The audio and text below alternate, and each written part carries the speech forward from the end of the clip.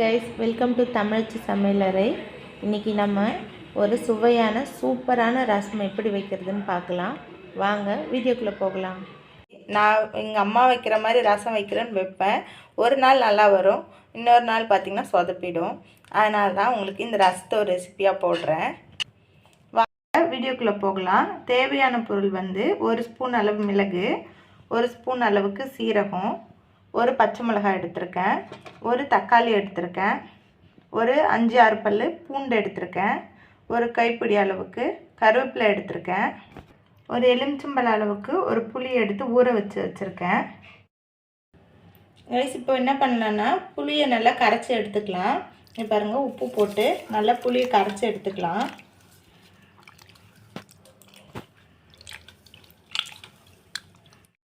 அவ்வளோதான், புளியை கரைச்சாச்சு. அதில் இருக்க கொஞ்சம் அந்த வேஸ்ட்டை எடுத்து வச்சுக்கலாம். இப்போ இந்த புளியோடு சேர்த்து தக்காளியும் நல்லா கரைச்சி விட்டுக்கலாம். அவ்வளோதான், தக்காளியும் கரைச்சி விட்டாச்சு. இப்போ வந்து இது கூட கொஞ்சமாக மஞ்சத்தூள் சேர்த்துக்கலாம்.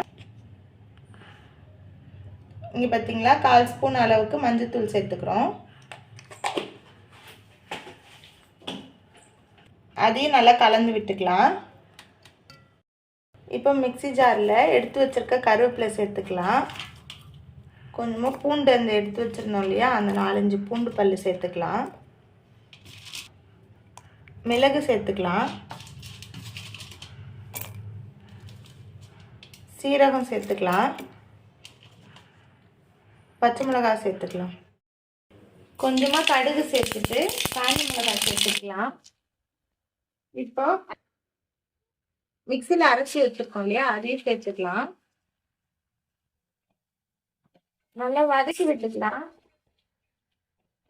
வதங்கினதுக்கு அப்புறமா இப்போ நம்ம கரைச்சி வச்சுருக்க தக்காளி, புளி எல்லாத்தையும் சேர்த்துக்கலாம்.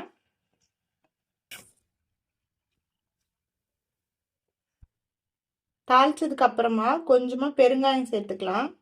கட்டி பெருங்காயன்றதுனால நான் வந்து கொஞ்சம் அதாவது உருக்கிட்டு சேர்த்துருக்கேன். கொஞ்ச நேரம் லைட்டாக கொதி வர மாதிரி, ரசத்துக்கு வந்து ரொம்ப கொதிச்சிடக்கூடாது. ஆனால் லைட்டாக கொதி வரும்போது ரசம் ரெடி ஆகிடுச்சு. அது மேலே கொஞ்சமாக கொத்தமல்லி தூவிட்டு நம்ம இறக்கிக்கலாம். அவ்வளோதாங்க, கம்மன்னு ரசம் ரெடி ஆகிடுச்சு. நீங்களும் ஒரு வாட்டி உங்கள் வீட்டில் இந்த மாதிரி ஒரு ரசம் செஞ்சு பாருங்கள். தேங்க்யூ. லைக் பண்ணுங்கள், ஷேர் பண்ணுங்கள், மறக்காமல் சப்ஸ்கிரைப் பண்ணுங்கள். பெல் ஐக்கானை கிளிக் பண்ணிக்கோங்க. நெக்ஸ்ட்டு நான் போடுற வீடியோ உங்களுக்கு நோட்டிஃபிகேஷனாக வரும். தேங்க்யூ.